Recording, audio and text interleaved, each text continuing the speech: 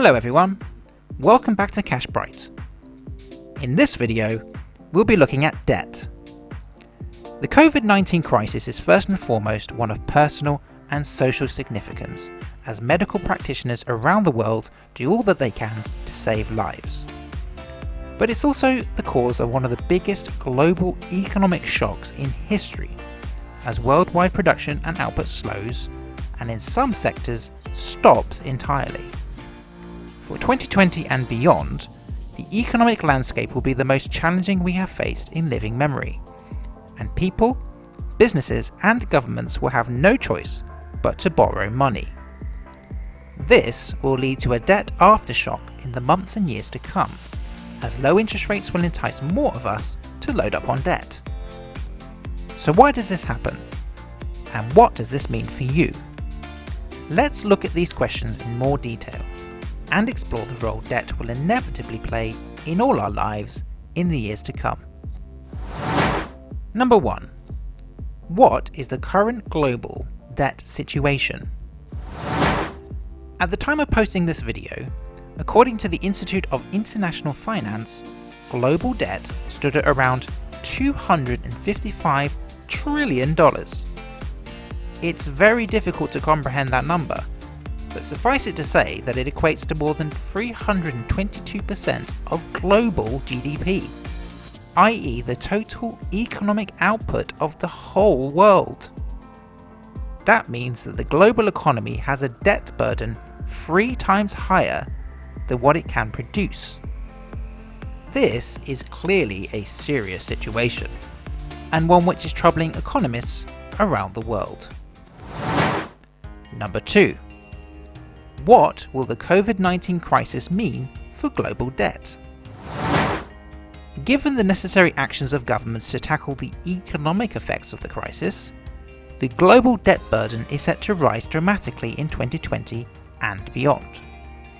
The pandemic has shocked countries into taking prompt action to safeguard economies, and the rise in debt is not limited to governments.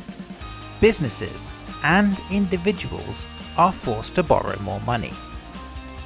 With global debt reaching unprecedented levels, the stability of the whole global economy is in doubt, not just during the recovery period, but also in the years that follow. Number 3. What does this mean for you? In the months and years following the crisis, the debt we all take on is likely to just paper over the cracks. The fragilities in the economic system will remain, and the next economic shock may be closer than we all think.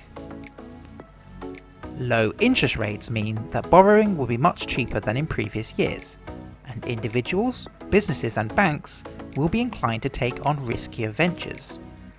For you, this will probably mean that getting on with your life will involve some degree of borrowing money, whether this is through bank loans or perhaps taking out an attractive low interest rate mortgage.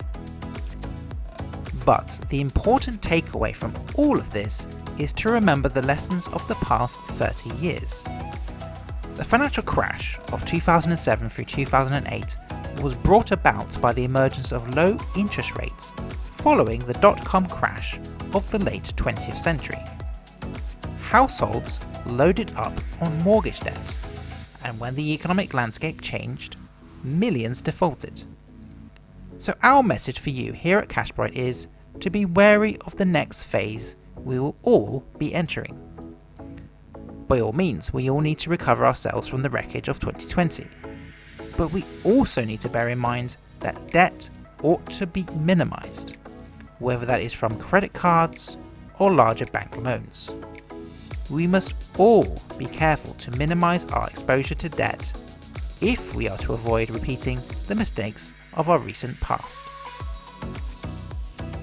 Thanks for watching. We hope you enjoyed this video. If you'd like to stay up to date with our future videos, please leave a like and hit the subscribe button. And until the next time, stay sharp, stay hungry, and stay cash bright.